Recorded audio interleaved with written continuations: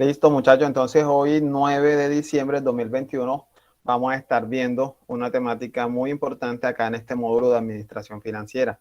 Miren que ya en esta última semana, pues, todo ese conocimiento previo sobre la Buenas administración noches, profe. financiera. Buenas noches. Sí, listo. Entonces, miren que todo el conocimiento ya de las primeras semanas, sí, lo que es administración financiera, lo que, pues, sus generalidades y demás.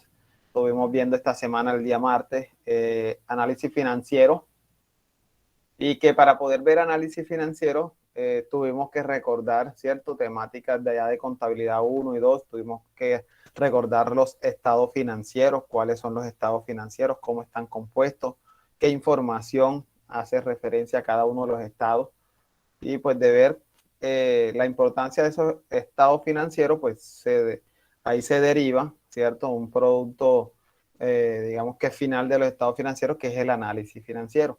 Ese análisis que le va a dar a la administración de la empresa, ¿sí? A la parte contable y financiera de la empresa, todas las herramientas necesarias para presentarle unos informes a la junta directiva, a los socios, y que todo esto va, digamos que a soportar o ayudar a la toma de decisiones, ¿sí? Toda la parte financiera, pues lo que apunta es a eso, a la toma de decisiones. Vimos que las tres decisiones básicas de la finanza, ¿sí? De la administración financiera, pues está centrado en tres decisiones básicas, ¿cierto? La decisión de inversión, la decisión de financiación y la decisión de dividendos.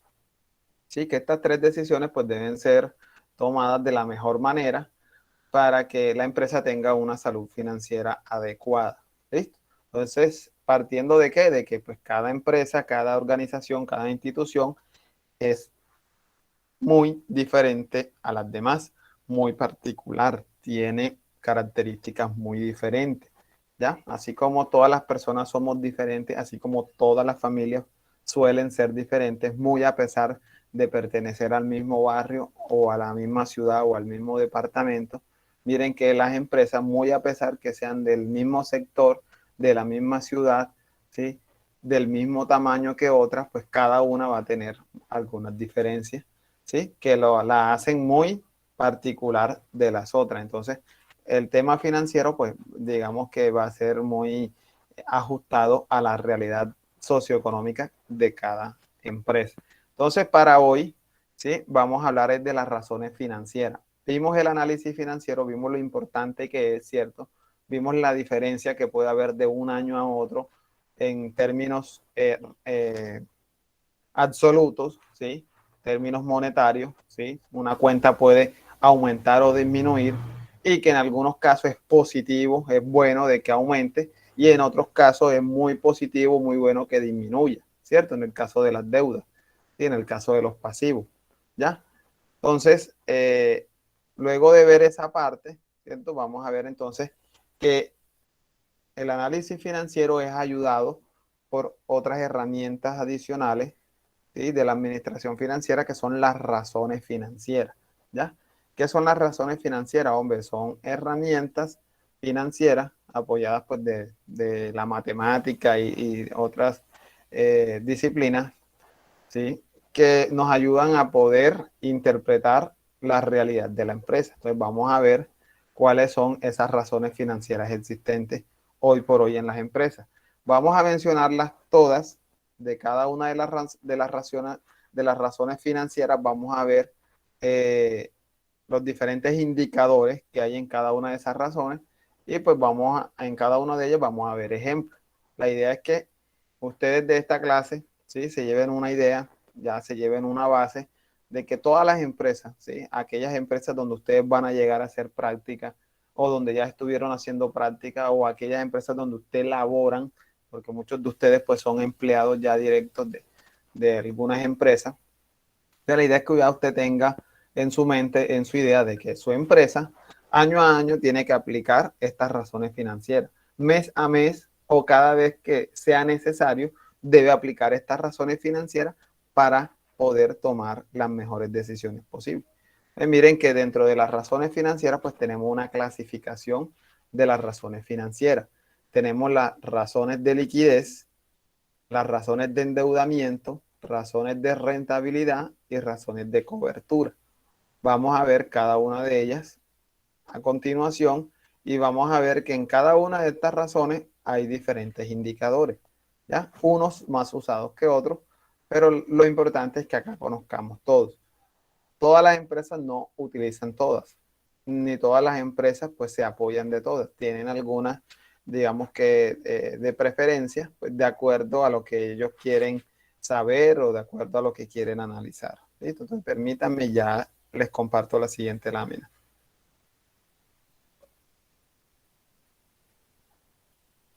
Listo, vamos a ver acá.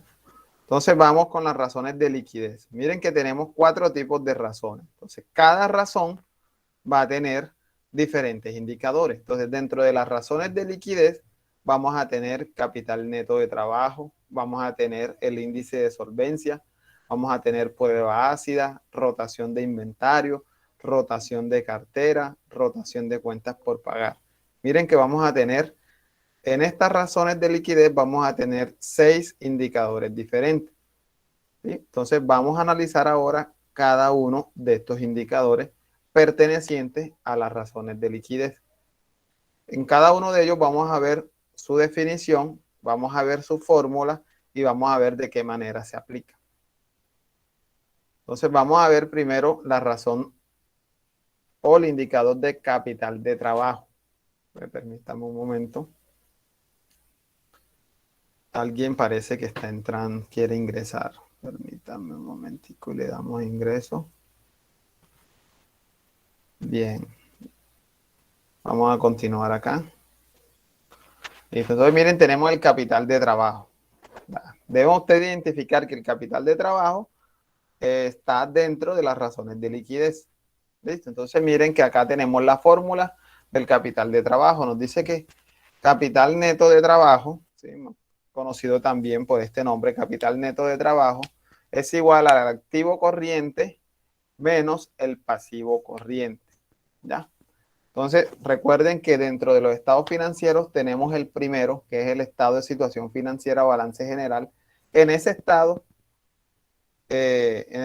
financiero, ¿sí?, tenemos las cuentas de activo, pasivo y patrimonio. Entonces, si nosotros queremos encontrar el capital neto de trabajo, nosotros tenemos que recurrir al estado de situación financiera para poder encontrar estos datos, ¿cierto? Entonces, miren lo importante que es tener una contabilidad de una manera adecuada que refleje una información real y fidedigna, ¿cierto? Que esté libre de errores, ¿sí? Que esté libre de inconsistencias, que muestre realmente los valores de la empresa, que esa información contable nos va a generar unos estados financieros. Y miren que de estos estados financieros, más allá de hacer un análisis horizontal o vertical, como ya ustedes lo hicieron a través del ejercicio que les dejé para realizar en casa, más allá de poder hacer ese análisis financiero horizontal y vertical, pues tenemos entonces el apoyo también de lo que son las razones financieras, ¿sí? Y que en cada clase de razón financiera, pues vamos a tener unos diferentes indicadores. Entonces, dentro de este indicador, que es capital neto de trabajo, dice que lo que debe hacer la empresa es tomar el activo corriente. ¿Cuál es el activo corriente? Hombre, ese activo que está dentro de esa clasificación del activo entre corriente y no corriente, pues el activo corriente son aquellos activos que son convertibles en efectivo, en dinero en efectivo, en un tiempo menor a un año. ¿Listo? Entonces, ¿quiénes hacen parte de este activo corriente? Entonces, el dinero, ¿cierto? El efectivo, ¿sí?, que está representado en la cuenta de caja, ¿cierto? La cuenta de banco, ¿cierto? Porque al tener la empresa un dinero en una cuenta corriente, una cuenta bancaria, pues este dinero puede ser, ¿sí?, puede ser transformado en efectivo en el tiempo más corto posible, ¿cierto? Tenemos la cartera, ¿cierto? El grupo 13, el grupo de deudores, tenemos la cartera también como un activo corriente. Tenemos el inventario, ¿cierto? El grupo 14 hace parte también de ese activo corriente, que puede ser convertido en efectivo o en dinero en el menor tiempo posible. Entonces, dentro de la estructura del activo, entonces vamos a tener que enfocarnos que en el activo corriente. Y a ese activo corriente, ¿sí? Que no incluye que las maquinarias y equipos, que son activos no corrientes, intangibles, diferidos y otro tipo de activos. Entonces, a este activo corriente, que ya hace parte de los primeros grupos que les mencioné, le vamos a restar el pasivo corriente. ¿Cuál es el pasivo corriente? Hombre, todas aquellas deudas, obligaciones de la empresa a corto plazo, ¿sí? Que están a menos de un año. Entonces, tomando el activo corriente y restándole el pasivo corriente, vamos a tener el capital de trabajo. Entonces, esa proporción que nos dé o ese valor que nos dé va a tener una interpretación, ¿cierto? ¿Cuál va a ser la interpretación? Dice aquí, dice, si el resultado obtenido después de aplicar la fórmula es positivo, ¿cierto? No es menos tanto, sino positivo, ¿sí? Quiere decir que la empresa cuenta con los activos suficientes para cubrir sus deudas a corto plazo. En la medida que el resultado sea mayor, es un buen indicador para la empresa. Entonces, si el indicador es 1, con eso ya sabemos de que la empresa tiene para cubrir sus obligaciones, pero si de ahí en adelante puede ser un poco más alto, ¿cierto? Quiere decir que la empresa tiene un capital de trabajo un poco más holgado, un poco más amplio para poder cubrir sus obligaciones. ¿Sí? Es como si hoy dijéramos, bueno, a ver, de las cuentas que tenemos por pagar a menos de un año, ¿con qué activos contamos? ¿Con qué activos corrientes? A ver qué dinero hay en la cuenta, qué dinero hay en efectivo, cuánto tenemos en el inventario. Si ahora mismo nos cobraran esas deudas a corto plazo, ¿cuál sería la manera de responder de la empresa? O sea, ¿cuál sería su proporción? Vamos a ver acá un ejemplo de capital de trabajo. Entonces, este capital, aquí en este ejemplo de capital de trabajo, dice acá que la empresa cuenta con un activo corriente de 5,000, ¿cierto? Mientras que tiene un pasivo corriente de 2,000.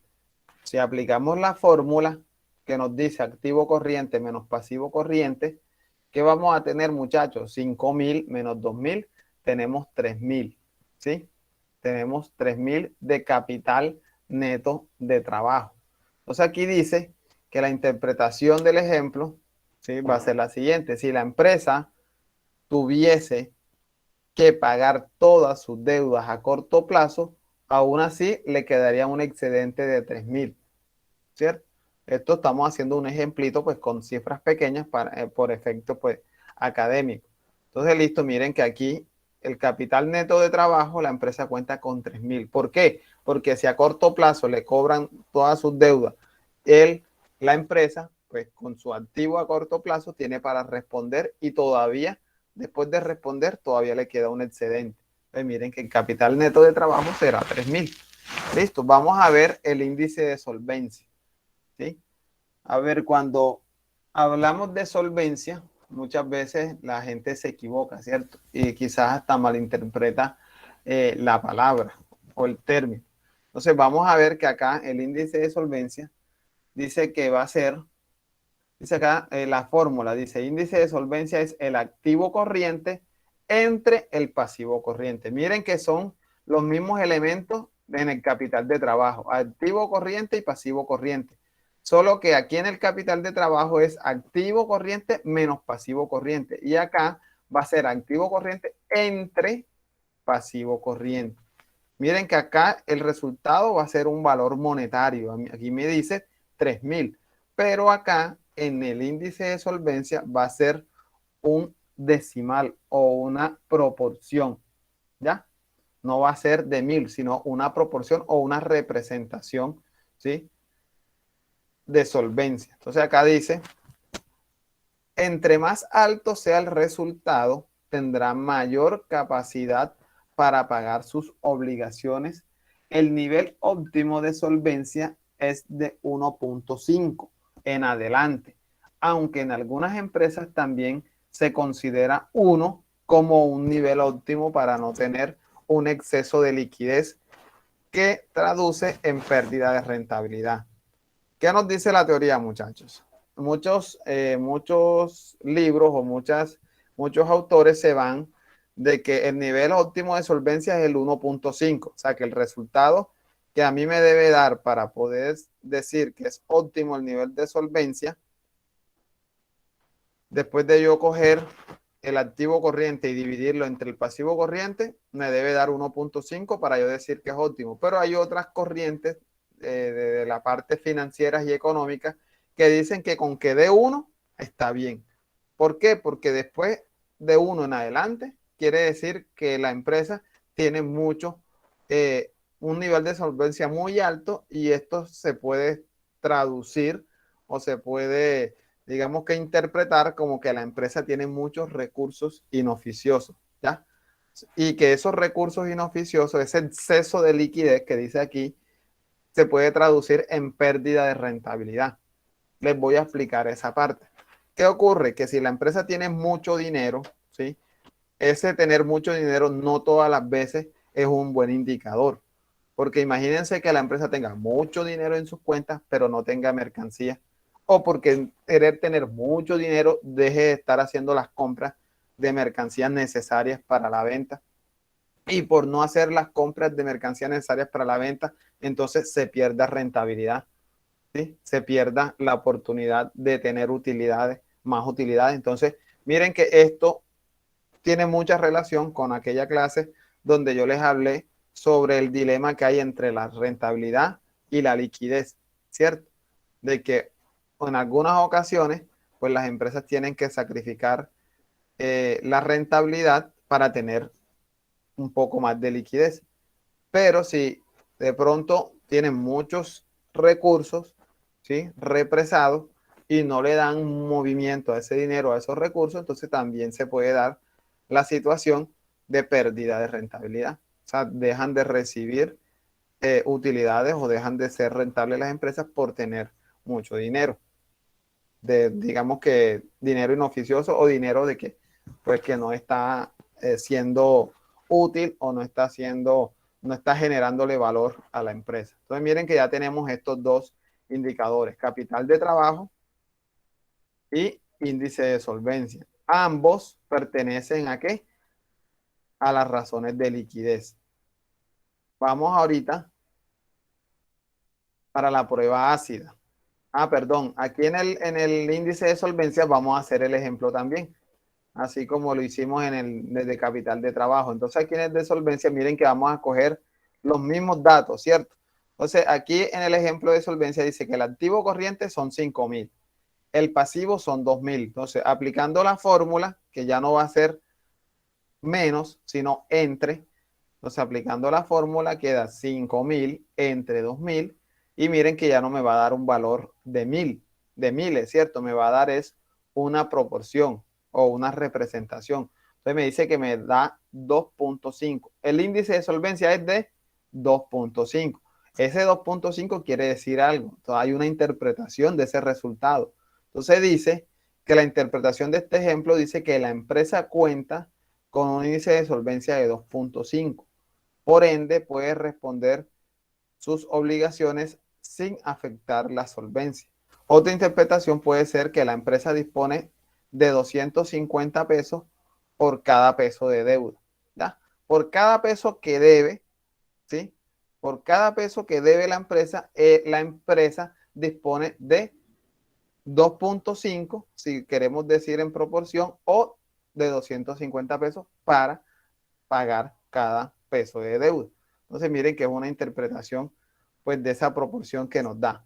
Vamos para la prueba ácida, y con esto tenemos ya 3 indicadores de la razón de solvencia.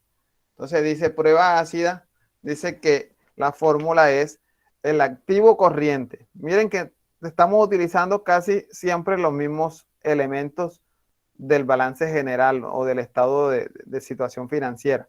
Entonces tenemos el activo corriente menos los inventarios. Miren que ya ahora ahí entra los inventarios. Los inventarios hacen parte integral del activo corriente, pero aquí en esta prueba ácida, ¿qué vamos a hacer? Que a ese activo corriente le vamos a restar los inventarios. Y ese resultado que nos dé lo vamos a dividir entre el pasivo corriente.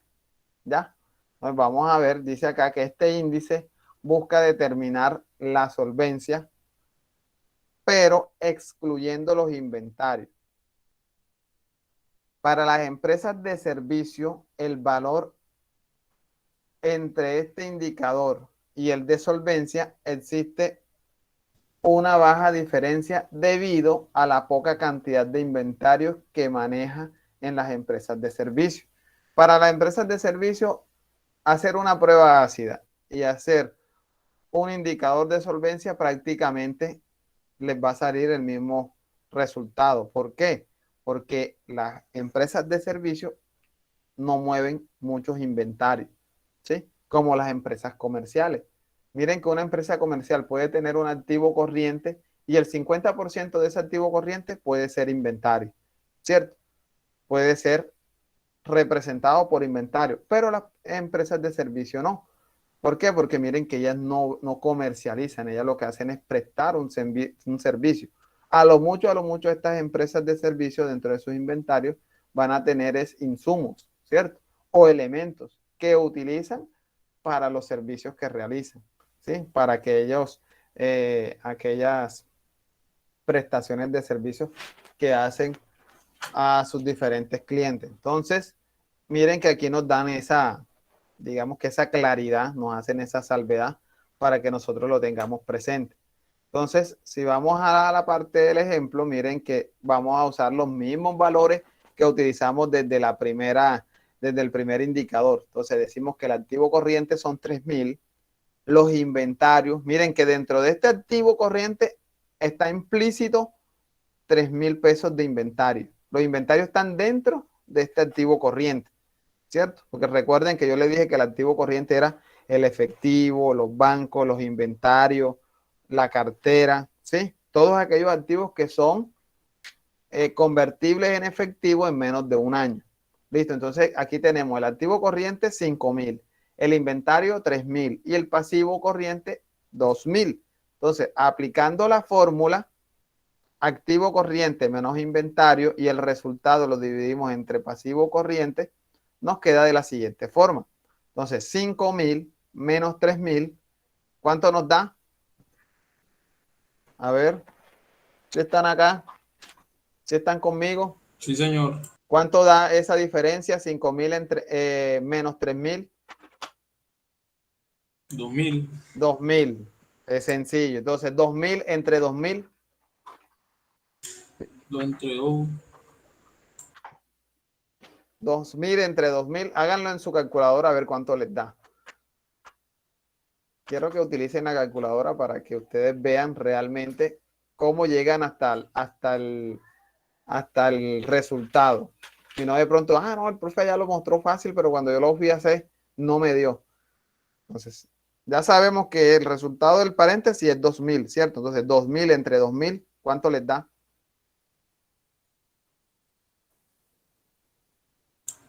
1. 1, correcto. Entonces, nos da 1. ¿Qué quiere decir esto? Que este indicador, ¿sí?, de la prueba ácida nos da 1. La interpretación del ejemplo será el siguiente. Dice que por cada peso que debe la empresa, tiene 1 para cubrirlo, sin disponer del inventario. ¿Qué quiere decir?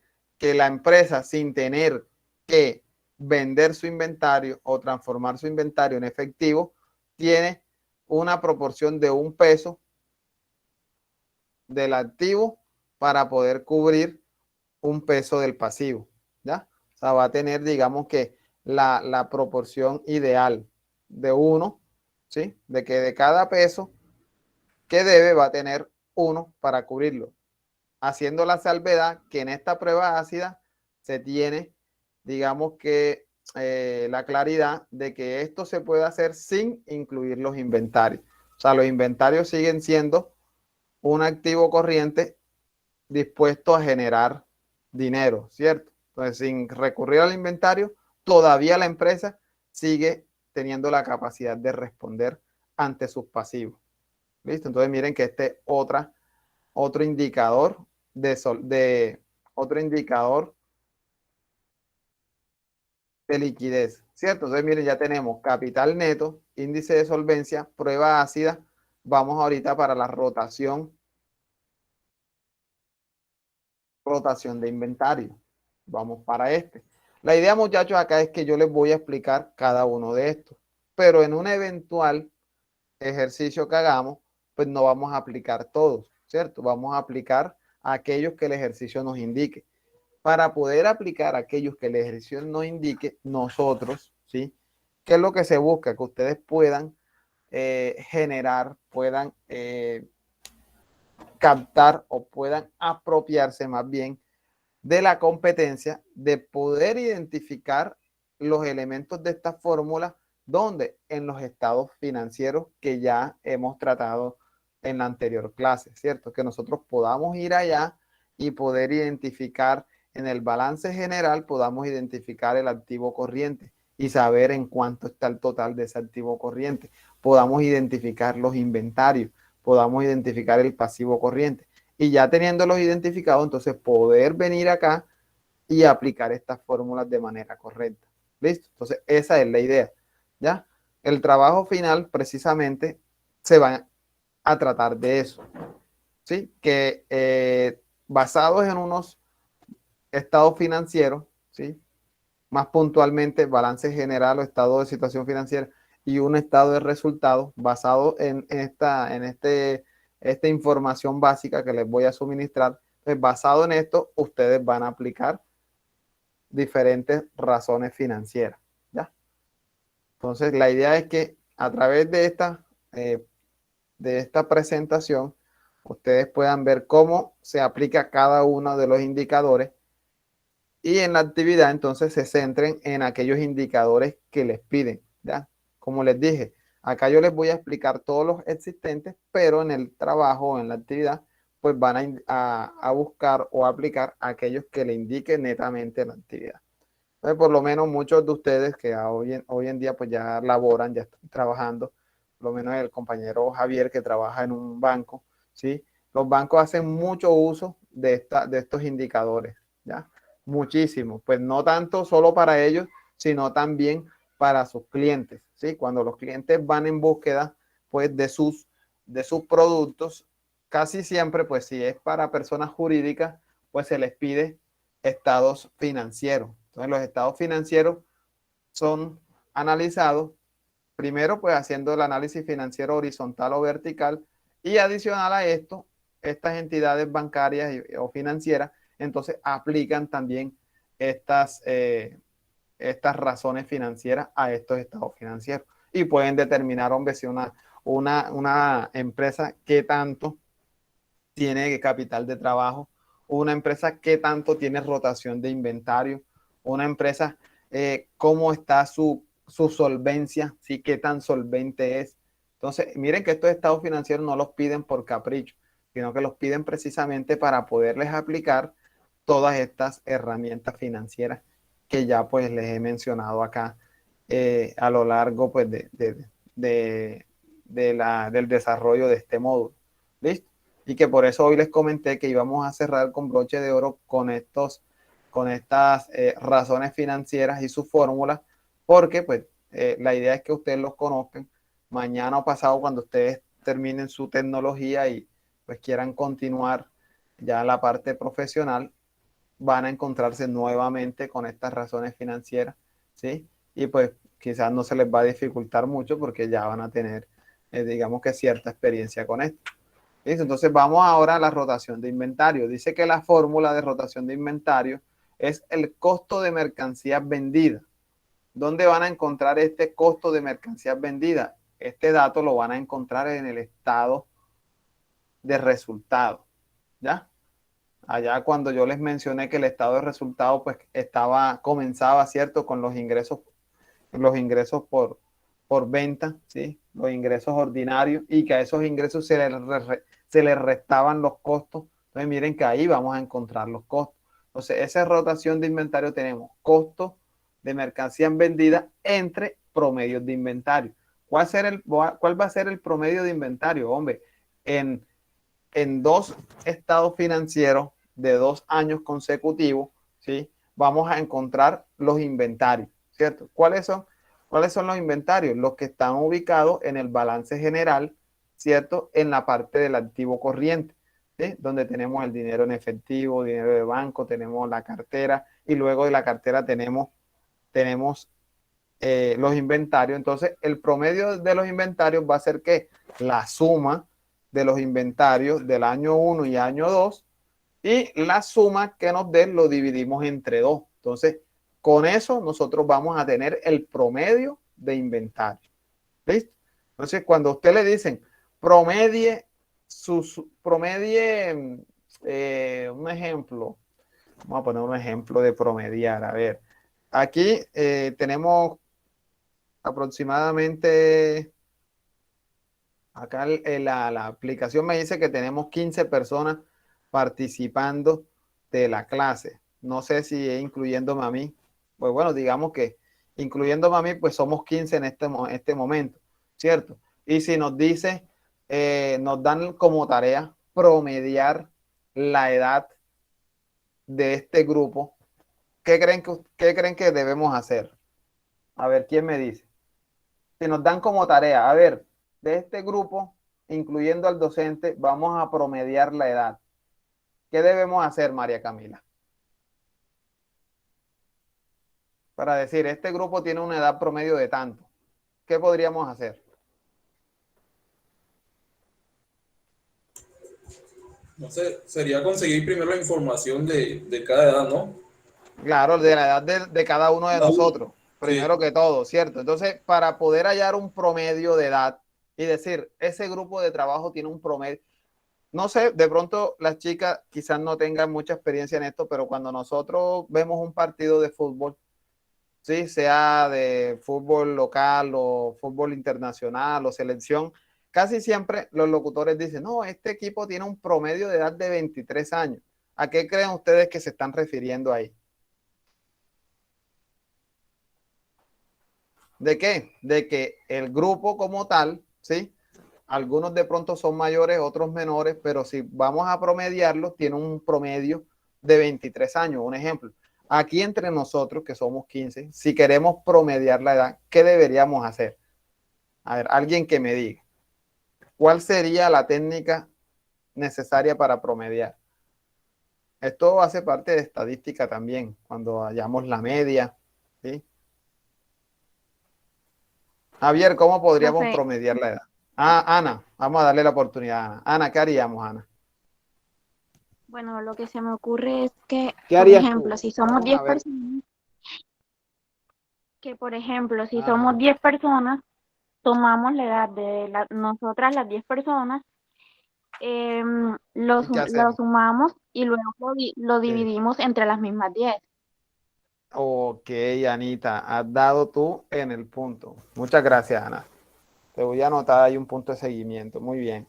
Entonces, Ana, muchas gracias por tu participación, tal cual como dijiste, Ana. Si son 10 personas y hay personas de 15 años, 17, 20, 22, 25, ¿qué se hace? Hombre, se suma la edad de todos y dividimos entre las mismas 10.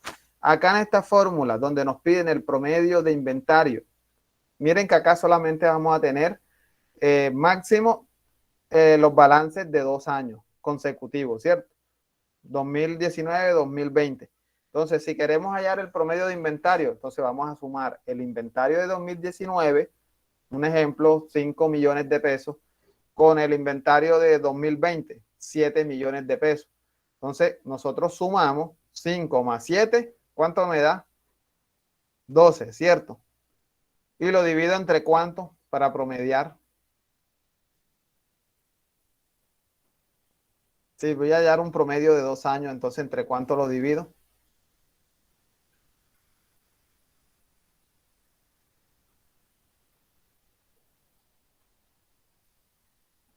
A ver, Andrea Gutiérrez. Si tengo inventario 2019, 5 millones y 2020, 7 millones, ¿cuál sería el promedio de inventario? ¿Sí me escuchas, Andrea?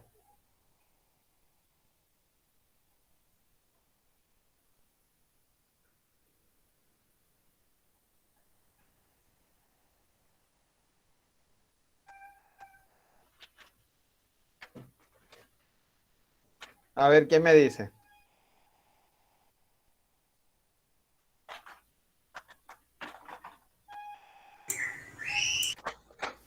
Javier,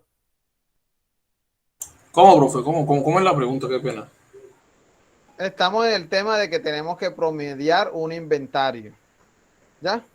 Entonces, si tenemos en 2019 5 millones de inventario y en el 2020 tenemos 7 millones de inventario, ¿cuál sería el promedio del inventario?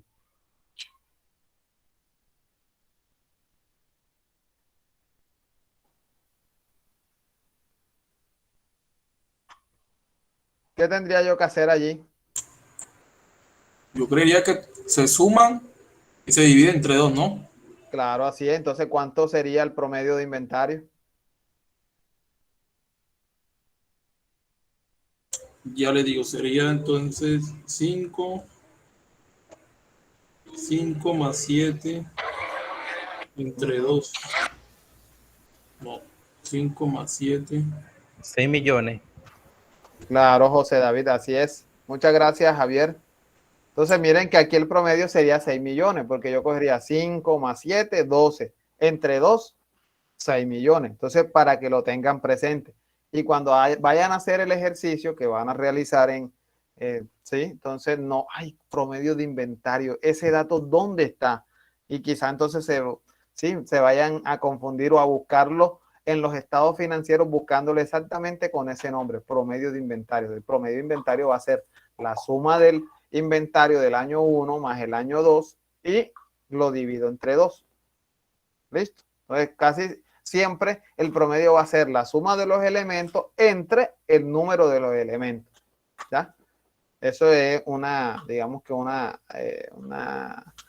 aplicación bastante básica, ¿sí? De lo que es la matemática y de la lógica.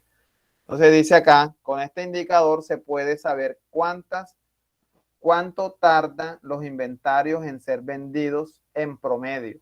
A medida que el resultado de la fórmula aumente, se presume una mejor administración. Cuando se trabaja con estados financieros de un año, se deberá dividir, se deberá dividir 12 en el resultado obtenido de la fórmula para determinar el número de meses que rotó el inventario. ¿Ya? Esa es la aclaración que nos hacen ahí. Entonces dice acá, nota, el promedio de inventario se podrá calcular tomando el valor inicial del periodo, sumándolo con el valor final del periodo y dividirlo en 2. Por ejemplo, el saldo de inventario de enero, 800, saldo de inventario a diciembre, 1200, el promedio será igual a 1000. ¿Ya? Entonces aquí hacen referencia a que si es en un mismo año, si no vamos a comparar un año con otro, entonces lo que se hace es tomar el saldo inicial con el saldo final y se suman y se dividen y con eso se halla el promedio, puesto que 800 más 1000 da 2000 y 2000 lo dividimos entre 2 nos da 1000. ¿Listo? O sea, hace esa claridad también. Entonces dice ejemplo de rotación de inventario. Entonces dice costo de mercancías vendidas 6000, promedio de inventario 1000. Entonces se toma 6000 entre 1000 y me da 6. O sea, no va a dar un número, ¿cierto? Va a dar, no, eh, digamos que no nos va a dar exactamente un valor eh, representado en miles, sino va a dar es un número. Dice, la interpretación del ejemplo es la siguiente, los inventarios se vendieron cada 2 meses. ¿Por qué? Porque de los 12 meses del año, ¿sí? Lo dividimos entre 6, que es las veces que rotó, entonces dice que 12 dividido en el resultado de la fórmula, ¿sí? Los 12 meses del año lo vamos a dividir entre el resultado de la fórmula. Por ende, se concluye que el inventario duró 2 meses en la bodega antes de ser vendido. Entonces, aquí en esta fórmula o en este indicador, vamos a tener en cuenta esta información de que si es de un año, entonces vamos a tomar los 12 meses y los vamos a dividir entre el número que nos dé acá esta fórmula, ¿sí? De dividir el costo de las mercancías entre el promedio de inventario, ¿ya? Y entonces al hacer la división de los 12 meses entre 6, si colocamos 12 entre 6, nos va a dar 2. Entonces, con esto concluimos que va a tener una rotación de cada 2 meses. ¿Listo? Vamos al siguiente indicador, es la rotación de cartera. Miren que ya tenemos varios indicadores aquí relacionados en la misma familia. ¿Ya? Vamos a tener la rotación de cartera, dice fórmula de rotación de cartera. Recuerden que esta clase está siendo pues grabada y pues les va a quedar ahí como material de estudio. Listo. Acá tenemos fórmula de rotación de cartera, nos dice que es venta a crédito, ¿sí?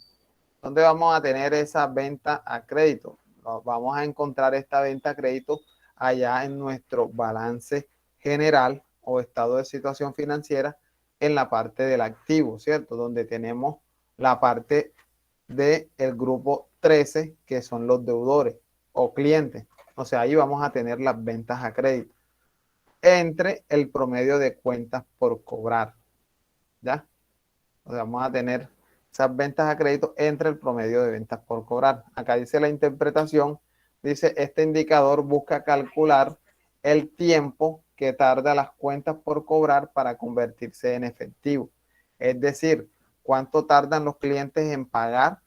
Para obtener este dato en meses se debe dividir entre 360. Se debe dividir 360 entre el resultado de la fórmula. Entonces miren que aquí también vamos a tener, como en la anterior, vamos a tener que hacer un paso. Después que la fórmula nos da un valor, vamos a tener que dividir 360 entre el resultado de la fórmula, suponiendo que se está usando las razones financieras sobre el estado financiero de un año. ¿Listo? Entonces vamos a tener acá una nota. Dice, el promedio de cuentas por cobrar se podrá calcular tomando el valor inicial del periodo, sumándolo con el valor final del periodo y dividiéndolo en 2. Por ejemplo, el saldo de cuentas por cobrar de enero es de 2.500 y el saldo de cuentas por cobrar de diciembre es de 1.500.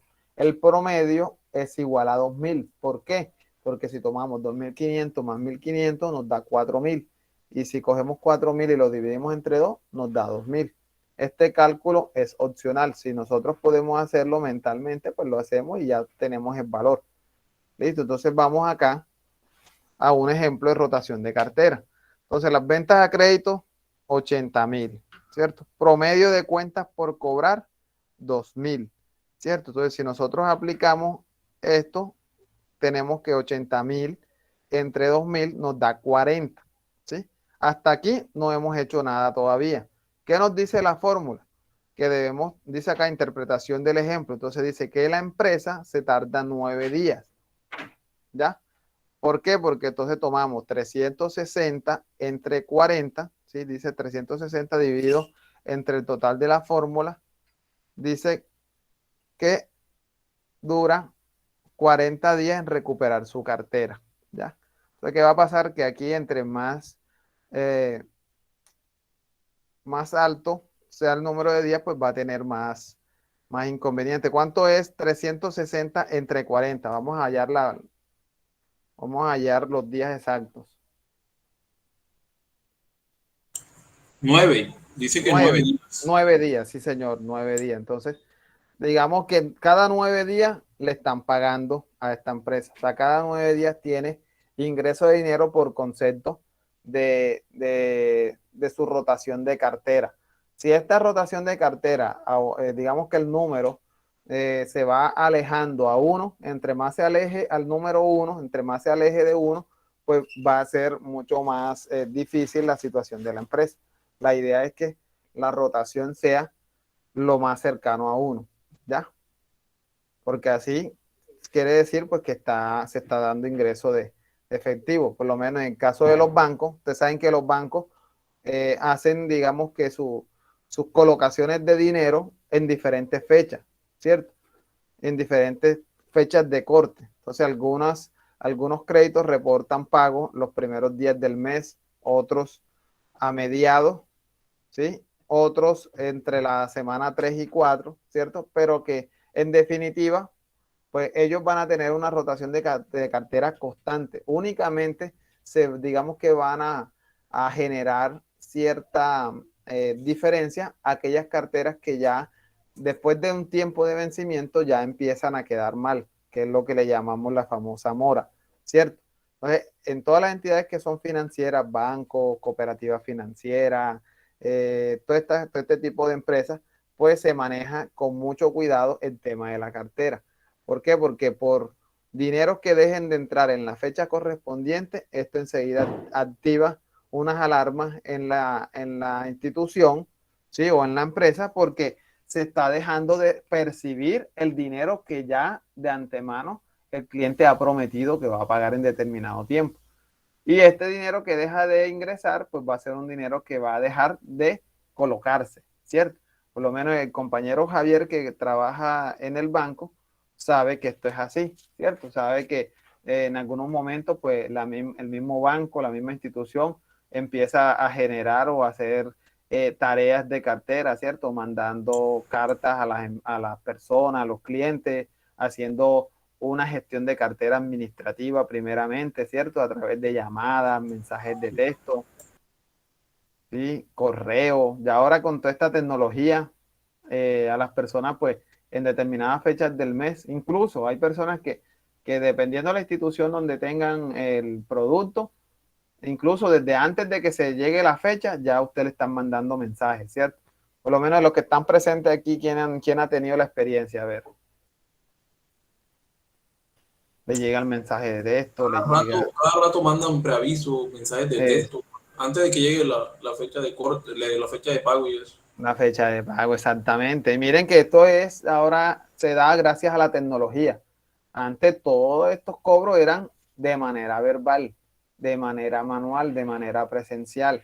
Ya no, ya usted está en una institución y con haberse afiliado a ella y haber dado sus datos y haber firmado una autorización de manejo de datos personales, ya de usted tienen teléfono, tienen correo, tienen todo y prácticamente pues no necesitan ni siquiera verlo usted personalmente para cobrarle, sino que le llegan los correos, le llegan los mensajes de texto, ¿sí? Le llegan los mensajes a WhatsApp si es posible, ¿sí? Entonces miren que todo, todo esto pues a raíz de la tecnología cada día pues va siendo más, digamos que se va haciendo van gestionándolo de una manera mejor. Ya cuando la empresa, ¿sí? A través de este cobro administrativo no genera, digamos que los resultados esperados, entonces ya hay un cobro prejurídico, ¿ya? Que es donde la empresa le manifiesta al cliente que listo, que ya pues esta cartera pasó digamos que a muchos días de mora de vencimiento y que ya pues será entregada a un tercero, ¿ya? Y ahí es donde entran entonces estas entidades de cartera, ¿sí? O otras entidades que no solamente se encargan de recoger carteras, sino que compran las carteras, ¿sí? Pues acá en Colombia muy poco se da este negocio, pero en Estados Unidos se ve bastante, que es el factoring, ¿sí? El factoring lo que hace es que, por lo menos allá en el Banco de Occidente, hay un grupo de clientes que ha quedado mal, que tienen una cartera ya superior a 180 días, 360 días. Entonces, ¿qué pasa? El banco viene y manda o le vende esta cartera a otra empresa. Ya esta empresa, a raíz de ese contrato, ¿sí? Legalmente, ¿sí? Porque todo esto o sea, todo esto está amparado bajo la ley. Esta empresa, entonces, a través de este contrato, ya puede hacer uso o puede hacer valer su derecho ante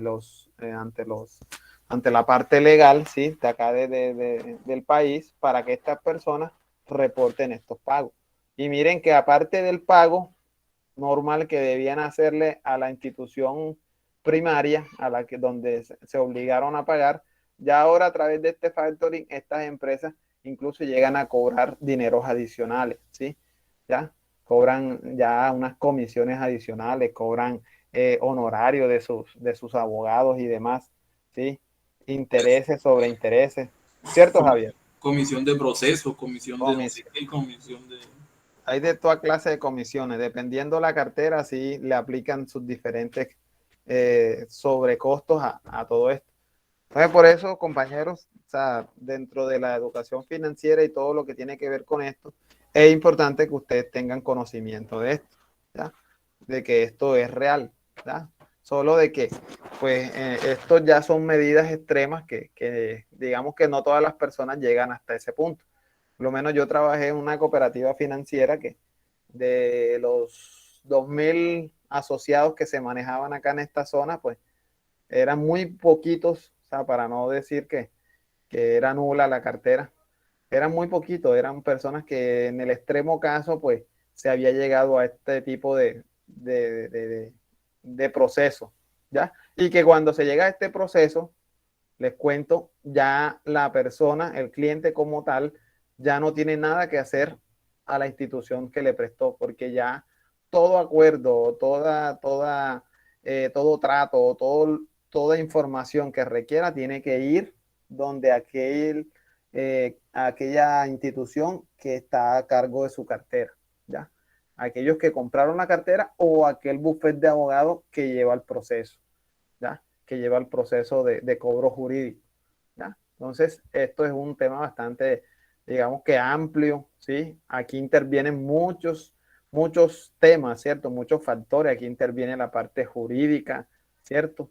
Porque esto es algo que es totalmente tratado, pues, ¿sí? Por el derecho civil, ¿sí? Incluso hay aplicación del derecho comercial cuando, ajá, es momento o es hora de establecer intereses, ¿sí? Intereses moratorios, intereses, eh, los diferentes tipos de intereses que se dan en estos procesos, en estas situaciones, ¿ya? Entonces, pues, y pues de paso, pues la persona que es deudor, pues termina pagando los honorarios del abogado, porque el banco o la institución financiera no asume eso, ¿ya?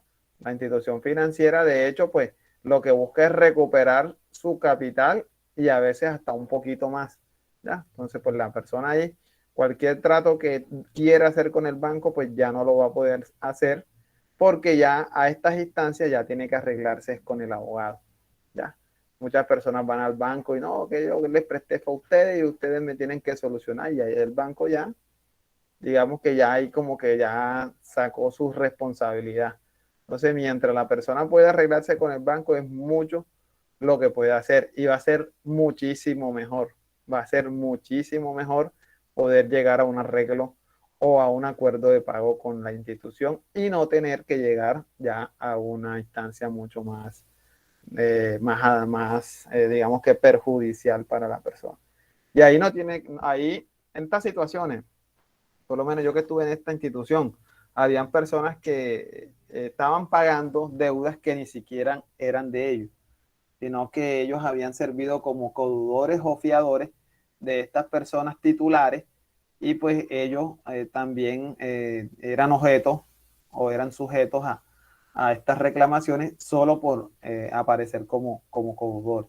Entonces estas personas, no, que vengan, que ayúdenme entonces a que lo que yo pagué, a que esta persona me lo pague.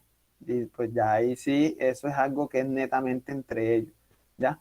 A la institución o al banco o a la corporación financiera le interesa es recuperar el dinero, ¿ya?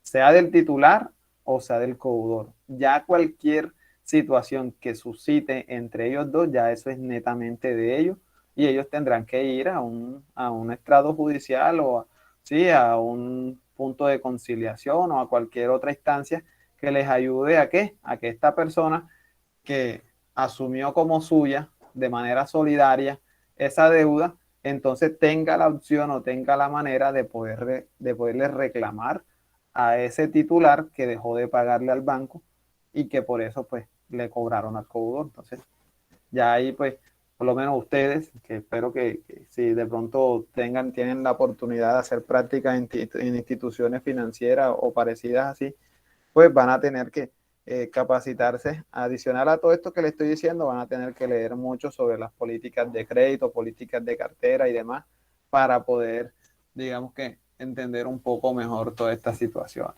¿Listo? Muchachos, hasta aquí tienen alguna pregunta, alguna consulta. ¿No? Bueno, vamos a seguir acá en la presentación. Listo, tenemos acá entonces rotación de cuentas por pagar. Entonces, la anterior era rotación de cartera, vamos a ver rotación de cuentas por pagar.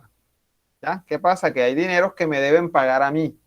que es la cartera, pero hay dinero que debo yo pagar, que es lo que yo debo como empresa. Entonces la fórmula de rotación de cuentas por pagar dice que es compras a crédito entre promedio de cuentas por pagar. Entonces dice que este indicador busca calcular el tiempo que tarda la empresa para pagar sus cuentas. Para obtener este dato en meses, se debe dividir 360 entre el resultado que dé la fórmula. Cuando los estados financieros son periodos igual a un año. Entonces dice, el promedio de cuentas por pagar se podrá calcular tomando el valor inicial del periodo, sumándolo con el valor final del periodo y dividirlo entre 2, lo que les había comentado antes. Entonces ese promedio, ¿sí? A ese promedio se va a encontrar pues de la suma de estos dos datos dividiéndolo entre 2. Entonces, dice un ejemplo acá de rotación de cuentas por pagar. Dice compras a crédito 30,000. Promedio de cuentas por pagar 300. Entonces cogemos 30,000 entre 300 y nos da 100. Dice interpretación del ejemplo. La empresa tarda 3.6 días, ¿sí? Para que haya una rotación de sus cuentas por pagar. ¿Por qué? Porque es 300 entre 6. Entonces cogemos 360 entre 100, ¿sí? Si ustedes por favor háganlo ahí en su calculadora y verifiquen cuánto les da. 360 entre 100.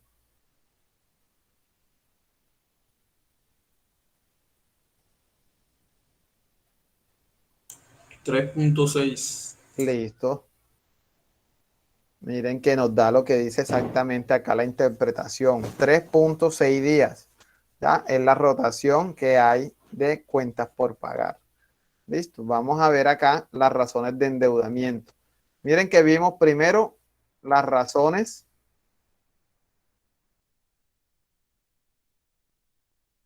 de liquidez. Dentro de estas razones de liquidez vimos estas 6, ¿cierto? Vimos 6 indicadores dentro de las razones de liquidez.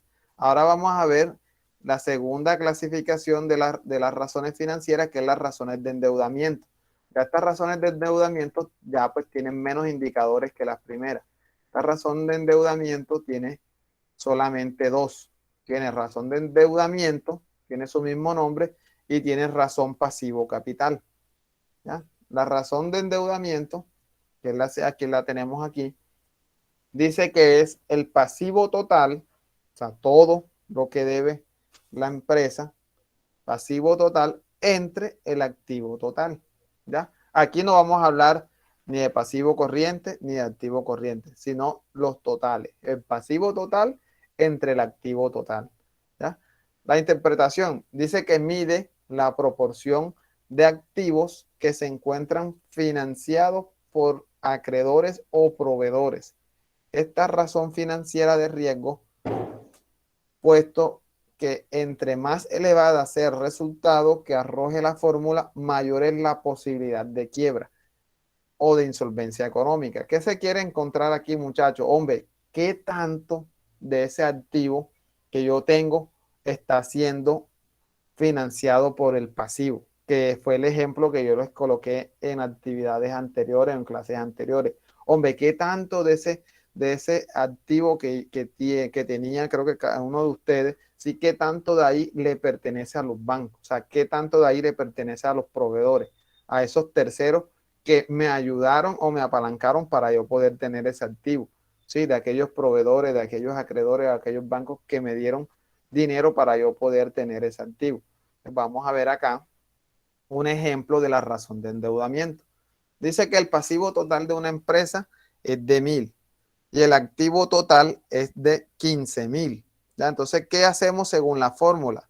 Cogemos el pasivo total y lo dividimos entre el activo total. Entonces, cogemos 1,000 entre 15,000. Entonces, por favor, háganlo en su calculadora y me dicen cuánto les da.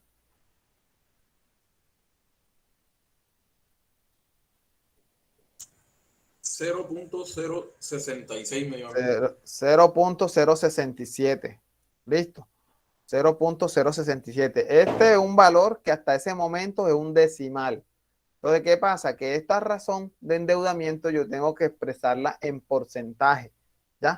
a ver qué porcentaje es la razón de endeudamiento. Acá dice la interpretación, dice que luego multiplicamos el resultado por 100 para tener el valor en porcentaje. Entonces cogemos 0.067 por 100 y me da un 6.7%. ¿Qué quiere decir esto? Hombre, la empresa tiene un nivel de endeudamiento del 6.7% frente a su activo.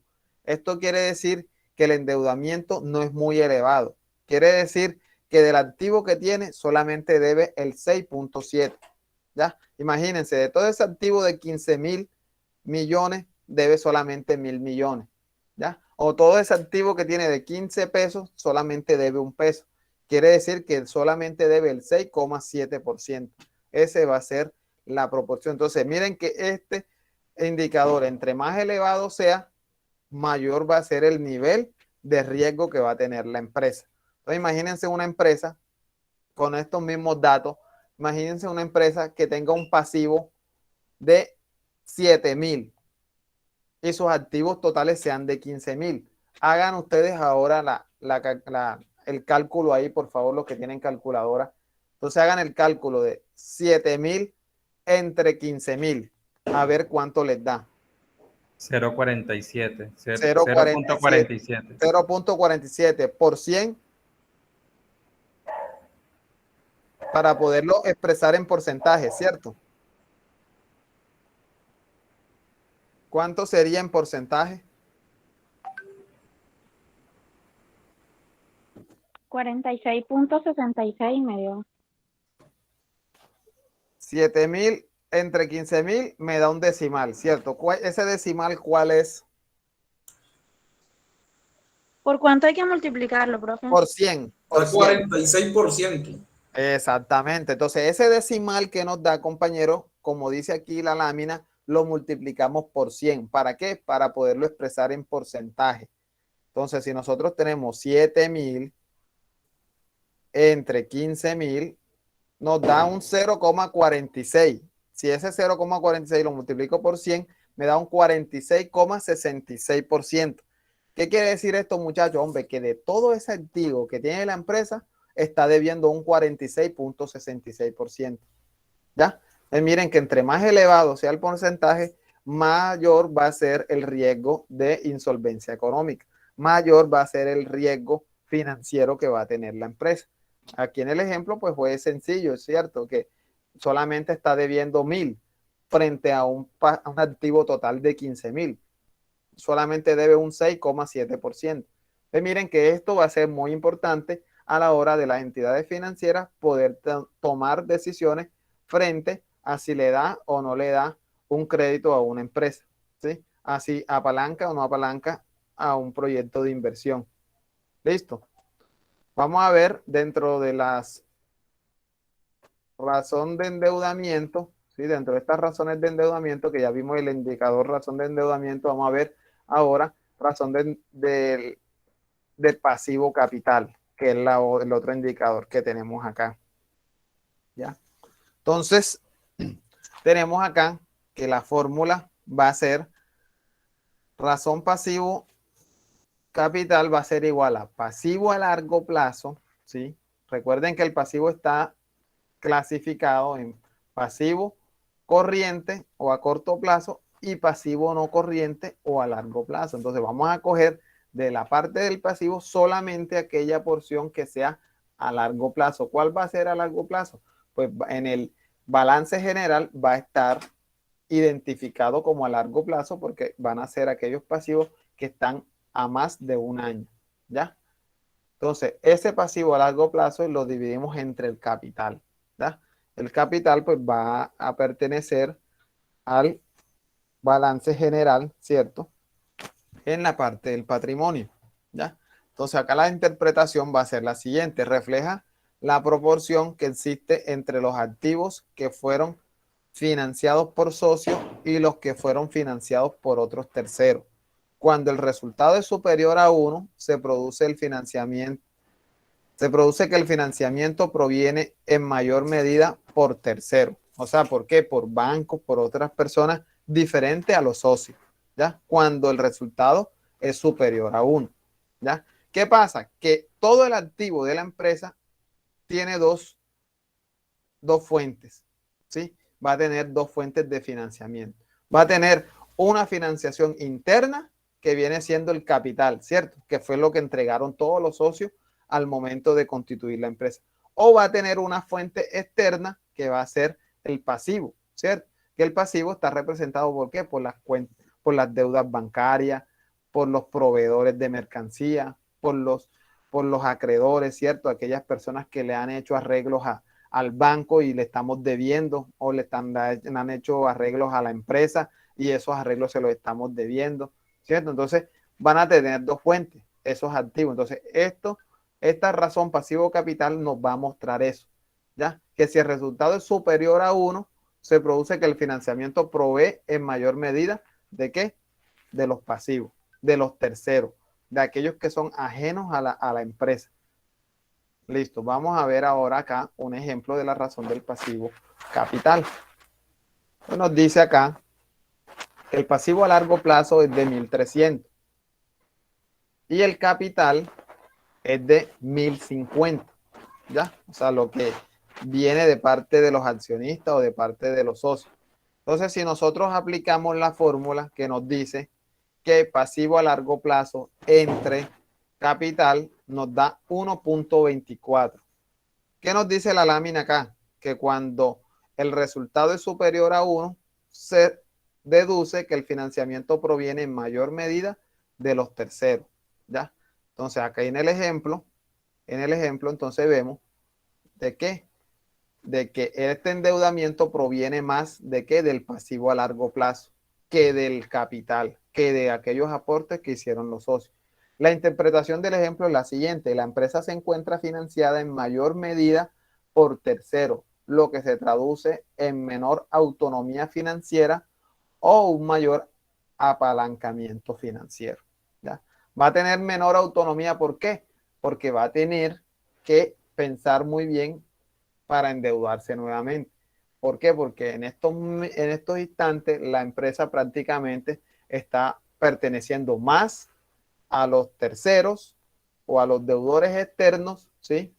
A los proveedores y a las instituciones financieras, más que a los mismos capitalistas o a los mismos accionistas que un día decidieron formar la empresa. ¿Listo? Sí, queda comprendida esa parte, muchachos. ¿Tienen alguna pregunta hasta aquí? No, señor. ¿Sí? Entonces miren que todos estos indicadores, muchachos, son aplicados a las empresas de acuerdo a su tamaño, de acuerdo a sus características, ¿sí? De acuerdo a lo que se quiera buscar, a lo que se quiera establecer. Listo. Vamos ahorita para las razones de rentabilidad. De aquí vamos a tocar la del margen bruto de utilidad. Vamos aquí. Margen bruto de utilidad dice que es las ventas menos los costos entre las ventas, ¿ya?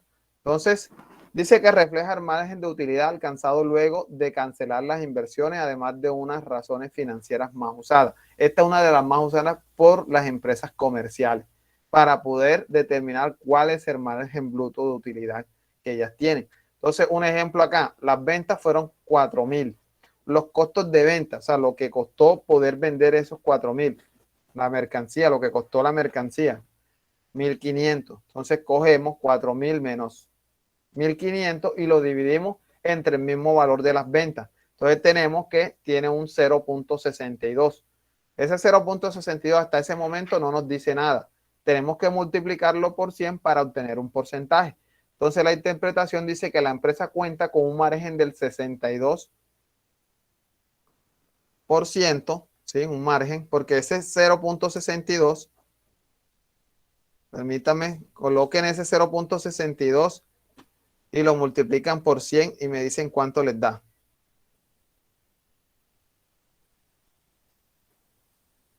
$62%. Exactamente. Entonces, nos da un 62% ese margen bruto de utilidad. De 100 millones de 4.000 millones que se vendieron, de esos 4.000 millones, el 62% es el margen bruto de utilidad. Entonces, de ahí, de ese margen bruto de utilidad, entonces de ahí es que van a salir los gastos y demás, ¿cierto? Para poder llegar al final a una utilidad ya, digamos que líquida y poder saber cuánto se ganó realmente a la empresa. Listo, muchachos, entonces vamos a parar hasta aquí la grabación. Ahorita luego vamos a verificar la asistencia y ahí pues vamos a plantear ahorita la actividad que vamos a realizar. Miren que todavía aquí dentro de la lámina vamos a tener otros indicadores, ¿sí? Otras diferentes razones financieras, pero la idea pues parar acá por cuestión de tiempo y ahorita entonces ya les voy a plantear la situación pues para la actividad que vamos a realizar. María Camila, cuéntanos. Profesor, ¿usted sería tan amable y esas diapositivas las puede enviar por el grupo? Sí, claro, cómo no, yo se las voy